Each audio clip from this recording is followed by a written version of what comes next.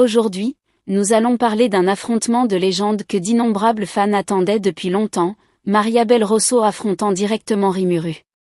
Pour être honnête, d'où venait la confiance de Mariabel à ce moment-là? Comment pouvait-elle penser que sa capacité unique, l'avaricieux, ou sa version évoluée en compétence ultime pourrait avoir un effet sur Rimuru? Cette fille, jusqu'à une seconde avant sa mort, pensait naïvement que grâce à ses sales méthodes de manipulation financière, elle pourrait dominer le monde.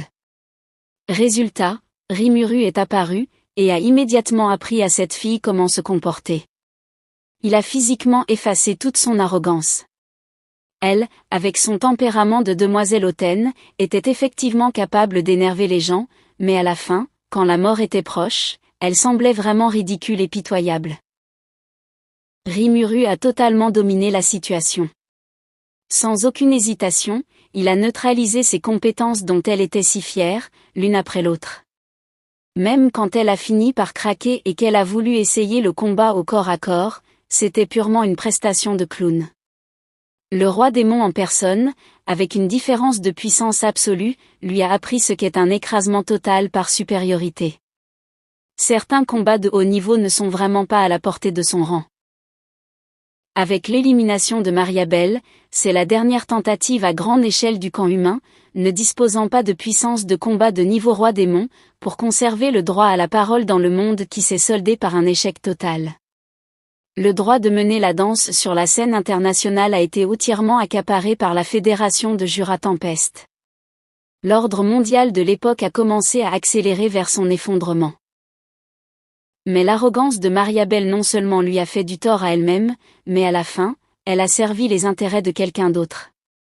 Elle a été directement trahie par derrière par ce vieux fourbe de Yuki Kagurazaka. C'était digne d'un Oscar, d'abord, faire semblant d'être contrôlé par Mariabel, ensuite foncer activement vers Rimuru.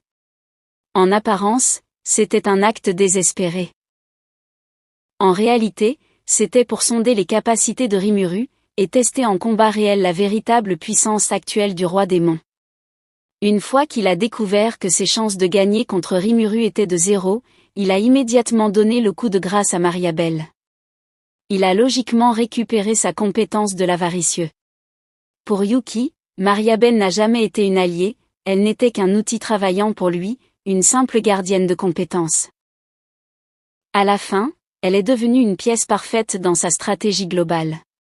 Évidemment, Rimuru a percé à jour les calculs de ce jeune homme dès le début, mais il a quand même délibérément laissé une chance à Yuki, le laissant partir avec le noyau de la compétence.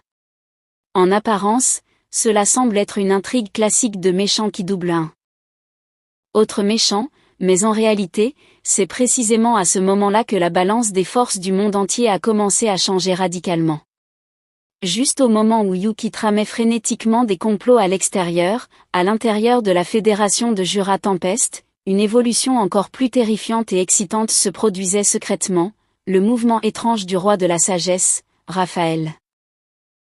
Tout le monde se souvient-il de cette scène classique où Raphaël, à l'insu de Rimuru, a forcé la modification de la voix du monde et a fini par laisser échapper ce rire de sorcière machiavélique? Quand j'ai vu cela, j'en ai eu la chair de poule. Ce n'est absolument pas un simple programme système qui simule des émotions. C'est Raphaël qui a commencé à développer une volonté de décision complètement indépendante. Il n'est plus un simple outil d'assistance, mais il est devenu le véritable filtre d'information de Rimuru. Mais que personne ne se méprenne, Raphaël ne va absolument pas devenir un traître. Toute la logique de ses actions vise à aider Rimuru à obtenir le plus grand bénéfice. Même si parfois il manipule les données pour prendre des décisions de son propre chef, c'est uniquement par peur que son maître ne prenne des risques inutiles à cause de sa nature trop généreuse et douce. C'est en fait un énorme paradoxe, Rimuru a toujours pensé qu'il contrôlait parfaitement la situation globale, mais en réalité, il est couvé par le système haut de gamme qu'est Raphaël. Et la profondeur de ce système, il ne l'a même pas encore entièrement comprise. Ce comportement protecteur de Raphaël, proche d'un instinct maternel, est montré à son maximum à chaque fois que Rimuru met sa vie en jeu. Prenez la fois où il a ressuscité le petit dragonnet Gaïa. Rimuru était à ce moment-là presque hors de lui, sans faire de calcul précis, il a directement franchi la ligne absolue que seuls les dieux osent toucher. Il a forcé une intervention dans la structure la plus profonde de l'âme, liant de force l'âme et les particules d'information.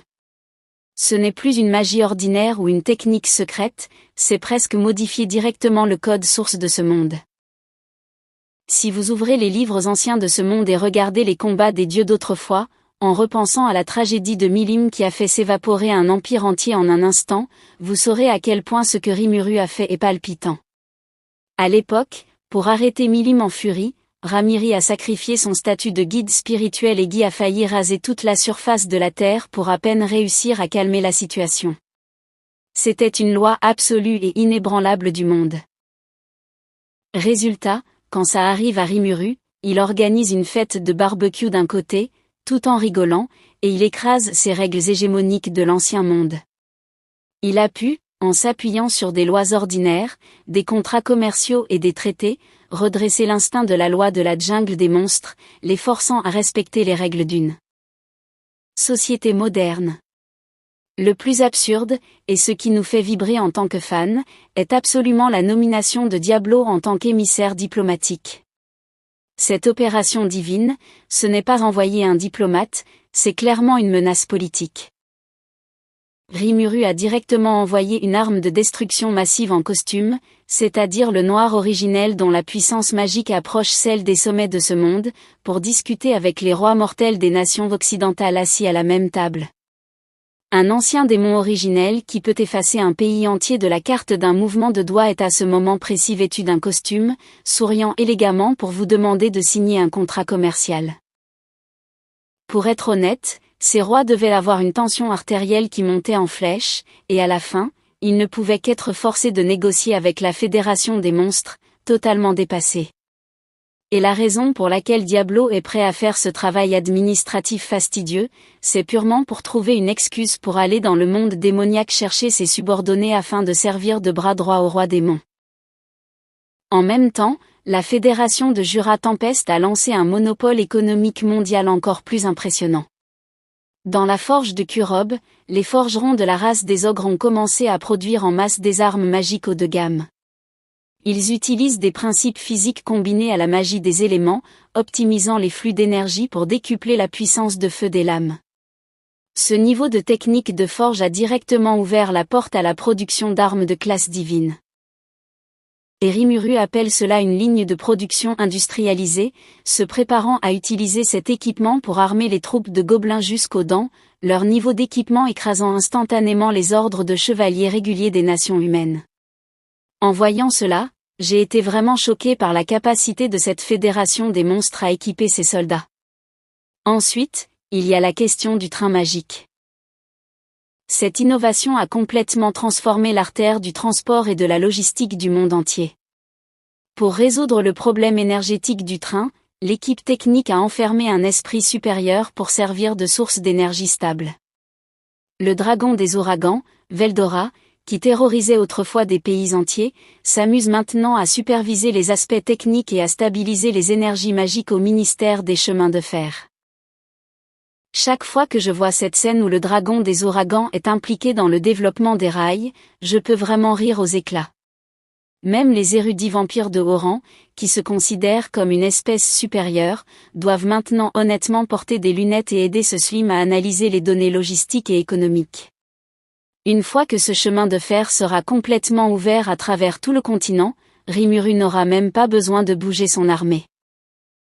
S'il n'aime pas du chemin de fer, et n'importe quel royaume ennemi devra faire face à un effondrement économique total en un mois. Même les institutions religieuses de l'Occident ont traversé une crise de foi dévastatrice. La preuve biologique que les monstres possèdent également une âme identique à celle des humains a été mise en lumière. Cette doctrine religieuse de l'Église sainte, qui comptait sur le jour, il coupe directement l'approvisionnement logistique. Quelqu'un a fait de crier que les monstres sont des créatures maléfiques sans âme devant être éliminées pour purifier le monde, s'est effondré à ce moment précis au point qu'il n'en reste même plus de résidus. Je dois dire que la conception de l'intrigue de l'auteur Fuse ici est vraiment de haut niveau. Dans cette série de changements bouleversants, l'héritage lié au pouvoir du dragon créateur Veldanava a également commencé à interagir avec la Fédération de Jura Tempest d'une manière étrange. Ce petit dragon, Gaïa, aux yeux des gens ordinaires, n'est peut-être qu'un animal mignon, mais son identité réelle cache le potentiel d'un dragon du chaos, possédant une énergie spirituelle phénoménale. De plus, notez le changement de mentalité de Rimuru. Avant, il était trop protecteur envers les gens autour de lui, craignant que quiconque ne prenne le moindre risque. Mais maintenant, sous la planification stratégique de Raphaël, il commence à laisser Gaïa se développer au plus profond du labyrinthe souterrain. Ce n'est plus un petit animal de compagnie élevé dans une serre, c'est un camarade de combat solide qu'il prépare pour les affrontements majeurs à venir. Dans le développement de cette partie de haut niveau, sur ce grand échiquier de la Fédération de Jura Tempest, une bataille d'influence entre les meilleures forces a commencé. Guy Crimson, le vieux seigneur du monde qui a vécu pendant d'innombrables années, a senti que la vitesse d'évolution de ce slim était trop étonnante. Il a donc décidé d'envoyer un observateur.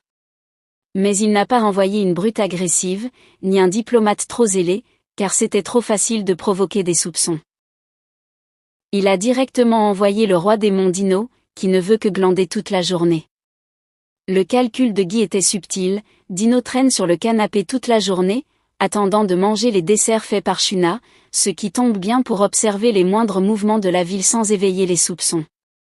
Dino lui-même était ravi d'être dans la Fédération de Jura Tempest où il y a à manger et à boire. Résultat. Rimuru a rapidement cerné le personnage, a réduit son statut de visiteur noble et l'a envoyé dans le labyrinthe souterrain pour travailler avec Ramiri.